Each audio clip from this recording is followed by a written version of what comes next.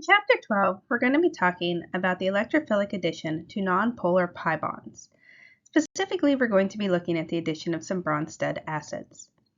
In this portion of Chapter 12, we're specifically going to be looking at that generic electrophilic addition.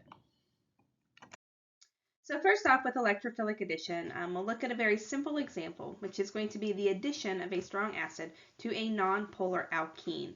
So remember, those nonpolar pi bonds are really going to be the alkenes or the alkynes. So in this addition reaction, we're going to take the alkene, and to that alkene, we're going to add our HX. So what we see as our final product is we have added that HX across the double bond. We have lost the pi bond, and we have generated two new sigma bonds. So one of the carbons of the alkene will have a hydrogen attached to it, and the other carbon of the alkene will have the halogen associated with it. Mechanistically, when we look at this reaction, we're going to take the alkene, which becomes our nucleophile. Since it is nonpolar, it is very electron rich for us. So it will attack the electrophilic portion of the strong acid, the hydrogen, at the same time then that we break the bond between the hydrogen and the halogen. So through that process, we end up creating an intermediate, and the intermediate that we create is the carbocation. So we use the bonds, the pi bonds, the extra electrons that we had between the two carbon atoms to form a new bond between carbon and hydrogen. This then leaves one of our carbons with an empty orbital, so it leaves us behind with that carbocation. From there, the new nucleophile that we generated in the halide can attack that carbocation to get us to our final product, where we have the hydrogen on one of the carbons of the alkene, and we have the halide on the other carbon of the alkene. So through this process, when we look at the energy diagram, the first step is going to be the slow step. It produces for us that intermediate carbocation, so it produces something that is not very stable. So we have a very slow first step. The second step is then much faster because we're ending up producing a compound that is more stable because we're increasing the number of sigma bonds that we have within our structure. So when we actually look at our energy diagram, we start off with our reactants and we end up producing that carbocation intermediate. And then from there, the intermediate will react with the halide to end up getting us to our final product that has only sigma bonds associated with it. So the free energy of activation to go from the reactants to the intermediates is very, very large compared with the free energy of activation to go from the intermediates to the final product. So the first step is going to be the slow step for us. It's the one that's going to dictate the overall rates of the reaction because of that initial intermediate that we are producing. When we look at electrophilic addition, a benzene ring will not undergo electrophilic addition reactions. Even though it contains double bonds, it contains pi bonds, it will not undergo this type of addition across the pi bonds.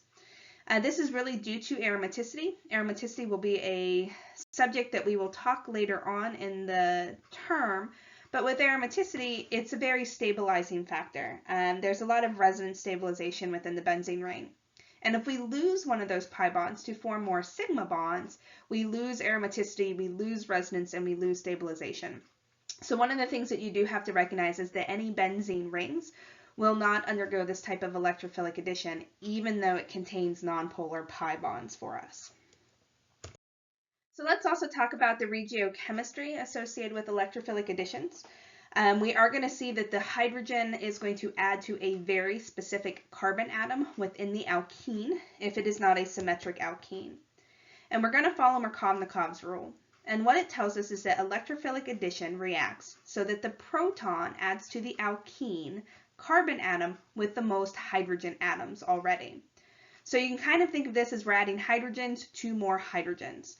So it becomes very regioselective in terms of where the carbocation is. And what Markovnikov's rule tells us is that we will produce the most stable carbocation. We're adding the hydrogen to the carbon atom with the most hydrogens, which puts the carbocation on the one with more R groups. So through this process, we will always produce the most stable carbocation and then that is where the nucleophile will attack in the second step of our mechanism. This is referred to as our kinetic control. If both carbon atoms within the alkene have the same degree of substitution, we will end up with a mixture of products, meaning that we will see the hydrogen add to both carbon atoms and the nucleophile add to both carbons in the second step. So usually with these reactions, we try to make sure that both carbon atoms do not have the same degree of substitution. That way we can predict one product over another product in our reaction flask. But if they do happen to have the same degree of substitution, we will produce mixtures of the different compounds.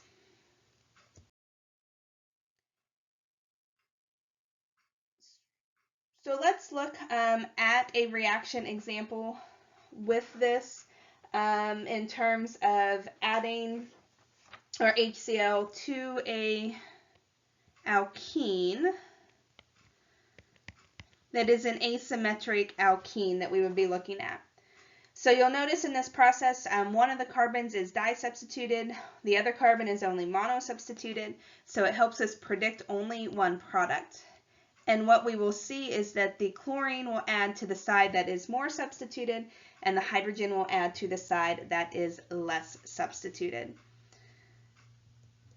So if we look at this in terms of the mechanism, once again, the alkene is what is going to behave as the nucleophile initially, so it will attack the hydrogen of our strong acid, at the same time breaking the bond between the hydrogen and the chlorine. This leaves behind our carbocation, and you'll notice that we produced in this reaction the tertiary carbocation, which is the most stable carbocation, versus the secondary carbocation. So that is what Markovnikov's rule tells us, is that we're going to produce the most stable carbocation through that intermediate. From here, the new chloride nucleophile can come in and attack that carbocation, which is what leads us to our final product. One of the things that we do have to watch for, since we are producing that carbocation intermediate, is we do have to watch for carbocation rearrangements. Remember, we can have 1,2 hydride shifts or 1,2 methyl shifts to produce more stable carbocations. So you do have to watch for that in your intermediate. So once you draw your carbocation, you need to see, can I do any hydride or methyl shifts to generate a more stable carbocation? And if you can, that will be another one of our products that we will be producing. So if we look at an example,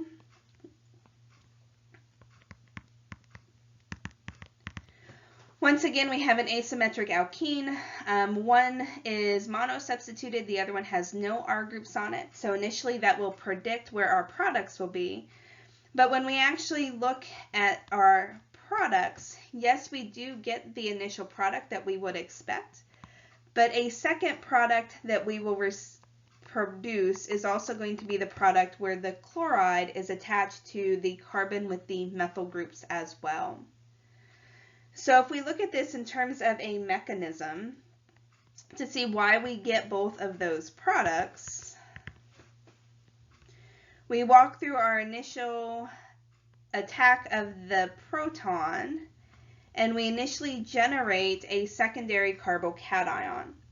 That secondary carbocation with our nucleophile will react to produce the first product, our first expected product, where we have added the chlorine to the more substituted side of the alkene.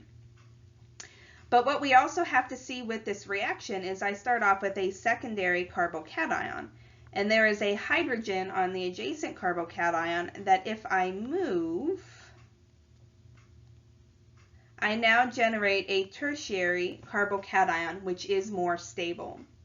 It is then this tertiary carbocation that can also react with the chloride to lead us to our second product, where the chlorine is attached to the carbons with the methyl group. So you do need to watch for these rearrangements. They will pop up periodically because we are producing that intermediate carbocation. So once you have that carbocation drawn, you want to make sure that you cannot change any methyl groups or hydrides in order to produce more stable carbocations. because if we will end up getting a mixture of products with both the initial addition of the halide to the alkene, as well as now in the position with the more stable carbocation. So let's talk a little bit about stereochemistry as well. With stereochemistry, we are going to produce a mixture of stereoisomers if we produce new chiral centers within our structure. If we're under the achiral environment, we do get the racemic mixture. Remember, the racemic mixture is that 50-50 mixture of both enantiomers. If we are under a chiral environment, we will typically favor one enantiomer over the other. And this would be the same as what we have looked at in previous chapters. When we can do things to impact the stereochemistry, we will favor one enantiomer over the other. Most of our environments will be achiral, unless we can do things to manipulate the molecule or manipulate how we run our reaction. The reason that we see this mixture of stereocenters through this addition is going to be due to the initial planar alkene that we start with. So if you remember, the alkene, sp2 hybridized carbon atoms are very planar. So the attack can really happen on either side. We can add the hydrogen to either side. We then generate a planar carbocation intermediate. So remember, that carbocation is also only sp2 hybridized. So again, that second nucleophile can really come in and attack from either side of that carbon atom as well. So because everything starts off very planar, we end up producing mixtures of stereoisomers.